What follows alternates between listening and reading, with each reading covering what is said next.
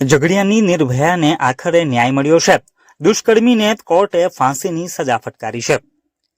ભરૂચ જિલ્લાના ઝઘડિયા જીઆઈડીસીમાં ગત 16મી ડિસેમ્બર 2024માં 10 વર્ષની બાળકીના અપહરણ, દુષ્કર્મ અને ઘાતકી હત્યાનો બનાવ બન્યો હતો।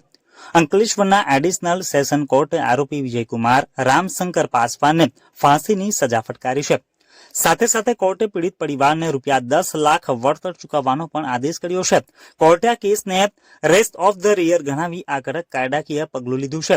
આ કિસ્સામાં આરોપીએ પોલીસમાં ક્રૂર કબૂલાત કરી હતી કે હા સાહેબ, પહેલા મેં રેપ કર્યો, પછી પ્રાઇવેટ પાર્ટમાં લોખંડનો સળિયો નાખ્યો હતો। આ અંગે ભરૂચના સરકારી વકીલ પરેશ પંડ્યાએ જણાવ્યું હતું કે 16મી ડિસેમ્બર 2024ના રોજ આ ઘટના બન્યા બાદ ભરૂચ જિલ્લા એસપી મયુર ચાવડાની સ્પેશિયલ ટીમનું ગઠન કરવાની વાત સાંભળીને મેં આ કેસની ગંભીરતા જાણીને સમાજ અને રાષ્ટ્રના હિતમાં સરકારમાં રજૂઆત કરીને આ કેસ વિનામૂલ્યે લડવાની તૈયારી બતાવી હતી।